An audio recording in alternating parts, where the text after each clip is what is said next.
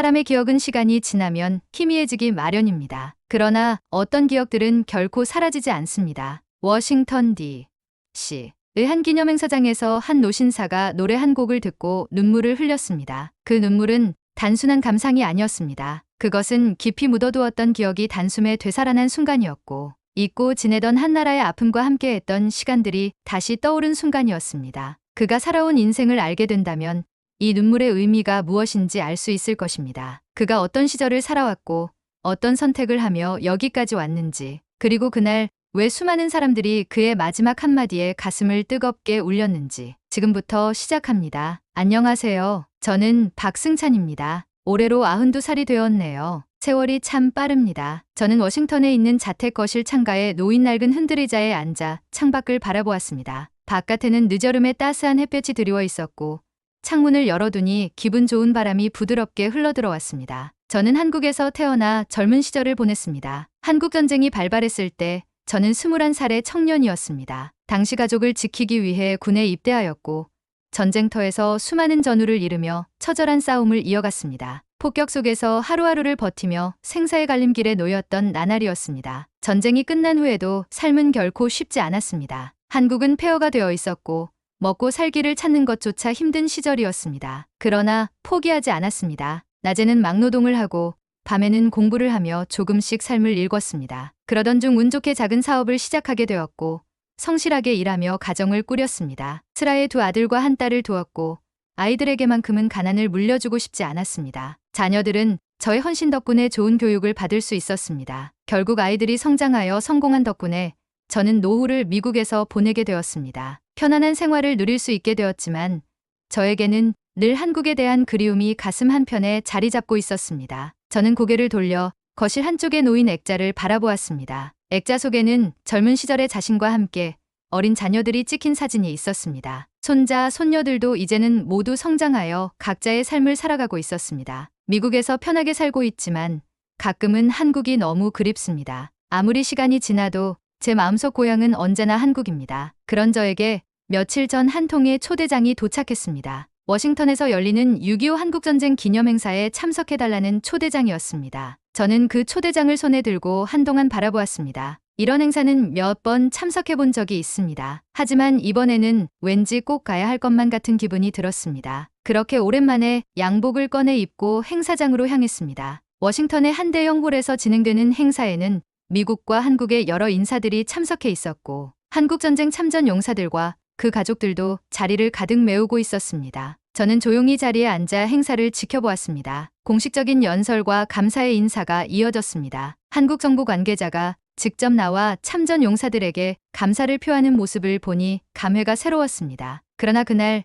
제 가슴을 가장 크게 울린 것은 단장의 미아리 고개라는 노래였습니다. 연단에 올라온 한국인 가수가 애절한 목소리로 그 노래를 부르기 시작했습니다. 청춘을 다 바쳐서 맺은 사랑인데, 첫 소절이 흐르는 순간 저는 자신도 모르게 손을 꼭 쥐었습니다. 가수의 애절한 목소리가 넓은 홀 안을 가득 채웠고, 사람들은 조용히 노래에 귀를 기울였습니다. 그러나 제 머릿속에서는 이미 70여 년 전의 기억들이 밀려오기 시작했습니다. 미아리 고개, 거기서 마지막으로 어머니를 봤었지. 미아리 고개는 한국전쟁 당시 피난길에 오르던 수많은 사람들이 눈물로 이별을 나누었던 장소였습니다. 그리고 그곳은 제가 어머니와 마지막 인사를 나누었던 곳이기도 했습니다. 전쟁 당시 온 도시는 피난을 떠나려는 사람들로 넘쳐났고, 곳곳에서 가족들이 생이별을 하는 모습이 보였습니다. 승찬아, 넌 꼭 살아야 한다. 알겠지? 어머니는 한 손에는 작은 보따리를 들고 다른 손으로 제 손을 꼭 붙잡고 있었습니다. 제 팔을 놓지 않으려는 듯한 어머니의 손은 떨리고 있었습니다. 어머니,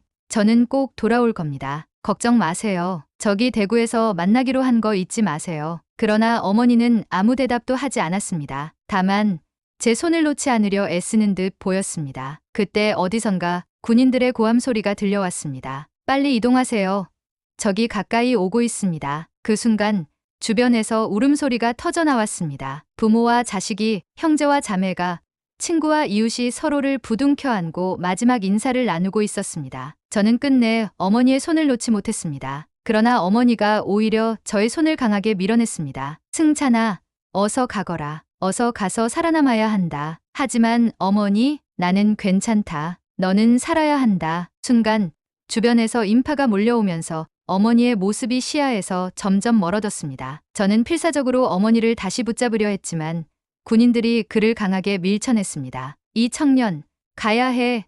어서 이동해. 그렇게 저는 어머니와 생이별을 했습니다. 떠나가는 미아리 곡의 가사의 마지막 부분이 울려 퍼지는 순간 저는 이어 전쟁터에서 들었던 한 간호병의 흐느낌을 떠올리게 되었습니다. 전쟁이 한창이던 어느 밤 저는 야전 숙소에서 쉬고 있었습니다. 그때 바람을 타고 흐느끼는 듯한 소리가 들려왔습니다. 처음에는 바람 소리인 줄 알았지만 가까이 다가가 보니 한 여인이 작은 불빛 아래에서 손에 편지를 쥔 채 눈물을 흘리고 있었습니다. 괜찮으십니까? 제가 조심스레 묻자 여인은 고개를 돌렸습니다. 그녀는 간호병이었습니다. 편지 속글씨는 군데군데 번져 있었고 글귀가 흐릿해 보였습니다. 오빠가 전사했습니다. 그런데도 저는 여전히 여기에 남아 있어야 하네요. 여인의 목소리는 담담했지만 그녀의 손은 떨리고 있었습니다. 미아리에서 헤어졌었어요. 전쟁이 끝나면 꼭 돌아오겠다고 했는데 이제는 영영 못 보는군요. 저는 아무 말도 할 수 없었습니다. 전쟁은 이렇게 무자비하게 사람들을 갈라놓고 있었습니다. 그때 한 병사가 멀리서 조용히 흥얼거렸습니다. 떠나가는 미아리 곡에 그 노랫소리가 들리자 여인은 더욱 참을 수 없다는 듯 흐느끼기 시작했습니다. 그리고 그 순간 저는 다짐했습니다. 나는 꼭 살아남아야 한다. 그리고 다시 돌아가야 한다. 그렇게 한창 회상을 하고 있을 때 노래가 끝났습니다. 노래가 끝나고도 한동안 행사장은 침묵 속에 잠겼습니다. 저는 이미 촉촉해진 눈가를 조용히 닫고 조용히 자리에서 일어났습니다. 주변에서도 훌쩍이는 소리가 들려왔습니다. 행사가 끝난 후 워싱턴의 집으로 돌아왔습니다. 그러나 마음 가득히 생긴 여운으로 인해 편히 쉴 수가 없었습니다. 저는 여전히 한국에 남아있는 듯했습니다. 거실 한편에 놓인 한국 지도와 가족 사진을 바라보며 생각했습니다. 나는 한국을 떠났지만 한국은 내 마음속에서 떠나지 않았구나. 저는 더 이상 이 기억들을 혼자만 간직해서는 안 되겠다고 느꼈습니다. 이제 제 자신의 이야기를 제가 지켜본 한국인의 강인한 정신과 뜨거운 정을 사람들에게 전해야겠다고 결심했습니다. 그날 밤 저는 워싱턴 한인회에 연락을 했습니다. 제가 한국전쟁을 직접 겪은 사람으로서 젊은 세대들에게 꼭 전하고 싶은 이야기가 있습니다. 제 경험을 나누고 싶습니다. 저는 이제 한국의 이야기를 전하기 위해 다시 한번 길을 나서려 하고 있었습니다. 워싱턴 한인회는 젊은 한인 2세들과 3세들이 많이 참석하는 자리였습니다. 이곳에서 태어나고 자란 그들에게 한국전쟁은 그저 교과서 속의 한 장면일 뿐이었습니다. 강연이 시작되자 저는 천천히 자리에서 일어나 마이크를 잡았습니다. 안녕하십니까? 저는 박승찬입니다. 오늘 이 자리에 서게 되어 참으로 감사한 마음입니다. 저는 먼저 한국전쟁을 겪은 후 자신이 어떻게 살아왔는지에 대해 이야기했습니다. 전쟁이 끝난 후 저는 무작정 서울로 돌아왔습니다. 어머니를 다시 찾을 수 있을까 하는 작은 희망이 있었습니다. 하지만 서울은 이미 전쟁으로 폐허가 되어 있었고 미아리 고개에도 예전의 그 모습은 남아있지 않았습니다. 저는 다시 그때를 회상할 수밖에 없었습니다. 모두가 절망 속에서도 살아남기 위해 애쓰던 시절이었습니다. 서울의 거리는 무너진 건물과 연기로 가득했고 먹을 것을 구하기 위해 사람들이 길거리로 나섰습니다. 시장이라고 할 것도 없이 사람들은 빈터에 돗자리를 펴고 있는 것이라곤 감자, 몇 알, 보리쌀 한 웅큼뿐이었습니다. 그때 저는 우연히 한 여인을 보았습니다. 한 여인이 길거리에 앉아 있었습니다. 그녀의 옆에는 어린 소녀 하나가 있었고요. 그런데 그 여인의 앞에는 신발 한 짝이 놓여 있었습니다. 그 여인은 손님이 오기를 기다리는 것 같았지만 아무도 다가가지 않았습니다. 저는 조심스레 다가가 물었습니다. 이 신발을 파시는 겁니까? 여인은 고개를 끄덕이며 조용히 말했습니다. 남편이 남긴 마지막 신입니다. 이것이라도 팔아야 아이에게 죽 한 그릇을 사줄 수 있습니다. 그녀의 목소리는 떨렸지만 눈물은 흘리지 않았습니다. 오히려 옆에서 아이가 울먹이자 그녀는 단단한 얼굴로 아이를 다독였습니다. 나는 그 순간 알았습니다. 우리 한국인들은 절망 속에서도 살아남으려 했고 끝까지 희망을 놓지 않았다는 것을요. 강연을 듣던 젊은 한인들은 차츰 숙연해졌습니다. 저는 다시 말을 이었습니다. 전쟁이 끝난 후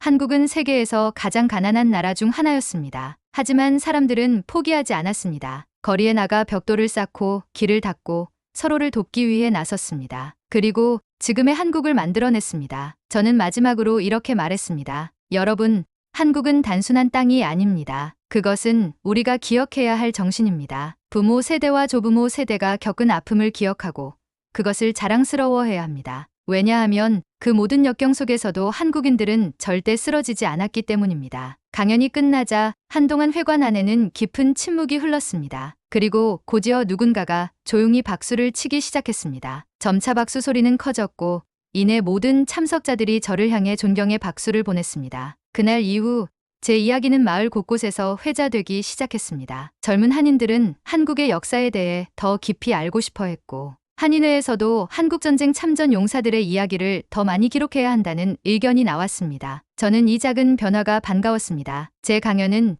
지역 한인 사회에서 큰 반향을 일으켰습니다. 그날 이후 젊은 한인들은 한국전쟁과 한국의 역사에 대한 관심을 보이기 시작했습니다. 얼마 후 한 젊은 한인이 저를 찾아왔습니다. 그는 강연을 들었던 대학생이었습니다. 할아버지, 저는 이번 여름방학에 처음으로 한국을 방문할 예정입니다. 할아버지께서 들려주신 이야기를 직접 느껴보고 싶어서요. 저는 기뻤습니다. 제가 전한 이야기가 누군가에게 영향을 미쳤다는 사실이 뿌듯했습니다. 그래요.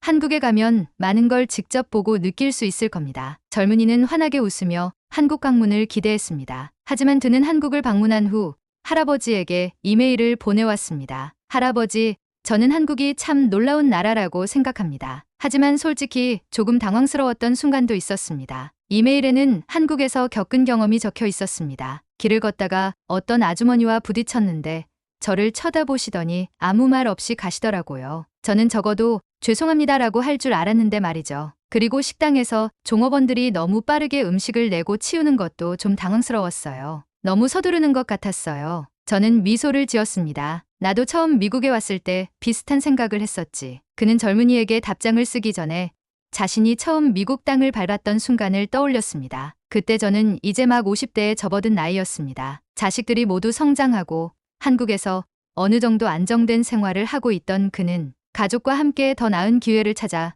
미국으로 이민을 왔습니다. 그러나 미국에서의 생활은 생각보다 낯설었습니다. 제가 처음 겪었던 문화적 충격 중 하나는 미국 사람들의 거리 인사였습니다. 슈퍼마켓에서 장을 보다 모르는 사람이 지나가며 Hi, how are you? 라고 인사했을 때 저는 순간 당황했습니다. 나를 아는 사람인가? 저는 순간 머뭇거리다 아무 대답도 하지 못했고 상대방은 이미 멀리 걸어가고 있었습니다. 그런데 이후에도 길거리, 공원, 심지어 엘리베이터에서도 낯선 사람들이 스스럼없이 말을 걸어왔습니다. 이 사람들은 왜 나와 상관도 없는데 계속 인사를 하지? 그러던 어느 날 저는 한 미국인 친구에게 조심스레 물어보았습니다. 왜 미국에서는 모르는 사람에게도 인사를 하는 겁니까? 친구는 웃으며 대답했습니다. 이건 꼭 깊은 의미가 있는 건 아니야. 그냥 기본적인 예의야. 사람과 사람 사이의 벽을 허물고 같은 공간을 공유한다는 의미랄까? 그 말을 듣고 나서야 저는 미국식 인사가 친근함의 표현이라는 것을 이해하게 되었습니다. 그리고 저는 점차 미국의 문화에 익숙해지기 시작했습니다. 길거리에서 누군가 인사를 하면 가볍게 Good morning이나 Hello라고 답하는 것이 자연스러워졌고 그것이 오히려 하루를 기분 좋게 시작하는 작은 습관이 되었습니다. 문화라는 건 익숙하지 않으면 낯설게 느껴지는 법이지. 저는 젊은이에게 답장을 쓰기 시작했습니다. 얘야, 내가 말한 것처럼 한국은 매우 빠르게 움직이는 나라란다. 하지만 그것이 한국인들의 무례함을 의미하는 것은 아니란다. 길에서 아주머니가 너와 부딪히고도 아무 말 없이 가셨다고 했지. 한국에서는 때때로 그런 경우가 많단다. 하지만 그것이 꼭 예의가 없는 것은 아니야. 한국 사람들은 서둘러 움직이는 것이 몸에 배어 있어서 때때로 사소한 실수를 하더라도 깊이 신경 쓰지 않는 경향이 있단다. 하지만 만약 내가 괜찮아요라고 먼저 말을 걸었다면 아주머니는 미소를 지으며 미안해요라고 답했을 수도 있단다. 그리고 식당에서 종업원들이 빠르게 서빙하고 치우는 것도 마찬가지란다. 한국에서는 손님을 오래 기다리게 하면 안 된다는 문화가 있거든. 그리고 음식을 다 먹으면 바로 치우는 것이 손님을 배려하는 방법이란다. 서두르는 것이 아니라 편하게 드세요.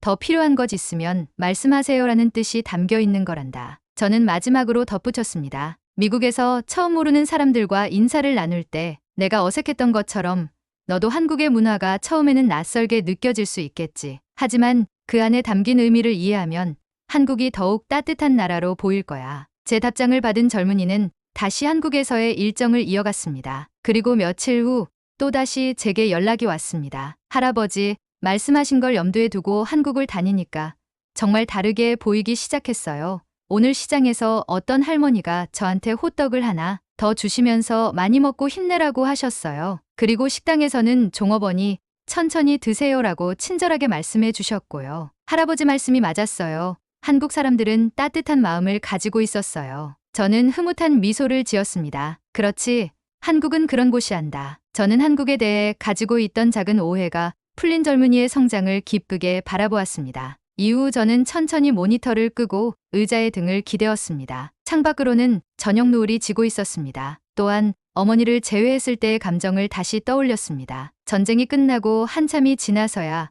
저는 한국에서 어머니의 소식을 들을 수 있었습니다. 피난길에서 헤어진 이후 어머니는 대구의 한 마을에서 힘겹게 생계를 이어가고 계셨습니다. 저는 곧장 어머니를 만나러 갔습니다. 처음 어머니를 다시 본 순간 제 눈에는 눈물이 고였습니다. 승찬아, 내가 살아있었구나. 어머니는 마치 오래전부터 저를 기다렸다는 듯이 조용히 품에 안아주었습니다. 그 순간 그는 마음속에서 뭔가가 풀어지는 것을 느꼈습니다. 어머니, 이제 제가 모실게요. 고생 많으셨습니다. 저는 그 이후로도 오랫동안 어머니를 모시고 살며 한국에서 가족을 위해 헌신했습니다. 그렇게 살아오던 어느 날 자녀들의 성공을 따라 미국으로 떠나게 되었을 때 저는 깊은 고민에 빠졌습니다. 내가 이곳을 떠나도 괜찮을까?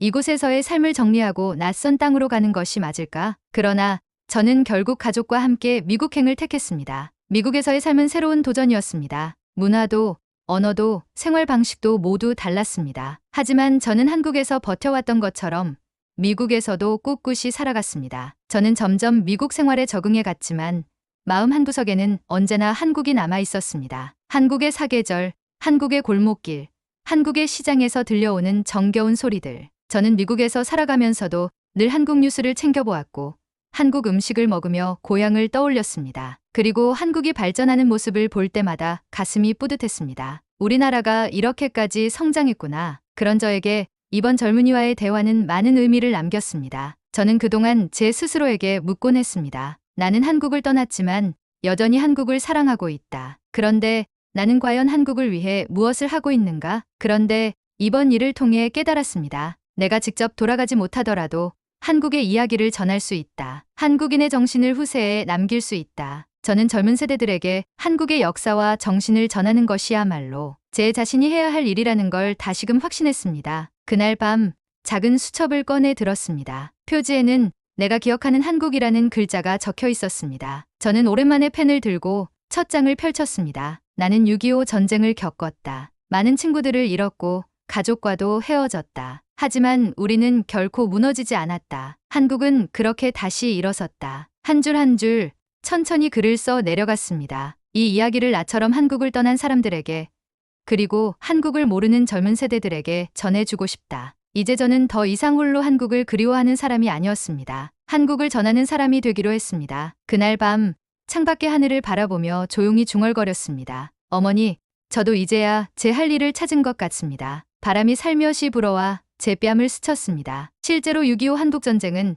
1950년 6월 25일 새벽 북한군이 남한을 기습 공격하면서 시작되었습니다. 불과 사흘 만에 서울이 함락되었고 대한민국은 존폐의 위기에 몰렸습니다. 정부와 국민은 극도의 혼란 속에서 피난길에 올라야 했으며 전선은 밀리고 밀려 낙동강 방어선까지 후퇴했습니다. 하지만 대한민국은 결코 무너지지 않았습니다. 유엔군의 참전과 인천 상륙작전의 성공으로 전세를 뒤집었고 국군과 유엔군은 반격을 통해 서울을 되찾았습니다. 전쟁은 이후에도 3년간 치열하게 이어졌고 1953년 7월 27일 정전협정이 체결되며 공식적으로 휴전에 접어들었습니다. 전쟁 후 한국은 폐허가 되었습니다. 국민소득이 100달러에도 미치지 못하는 극심한 가난과 기아, 그리고 수백만 명의 난민이 넘쳐났습니다. 그러나 한국은 놀라운 회복력을 보였습니다. 전후 복구와 경제 개발을 위해 국민들은 밤낮으로 노력했고 1970년대에는 한강의 기적이라 불리는 경제 성장을 이루었습니다. 새마을운동을 통해 농촌을 개혁하고 경부고속도로 건설, 중화공업 육성 등으로 산업화에 성공했습니다. 이제 한국은 세계 10위권의 경제 대국으로 성장했으며 전쟁의 폐허를 딛고 민주주의와 경제 발전을 동시에 이룩한 유일한 국가로 평가받고 있습니다. 이러한 득곡의 과정은 한국인의 강인한 정신과 단결된 노력, 그리고 희망을 잃지 않는 의지가 있었기에 가능했습니다.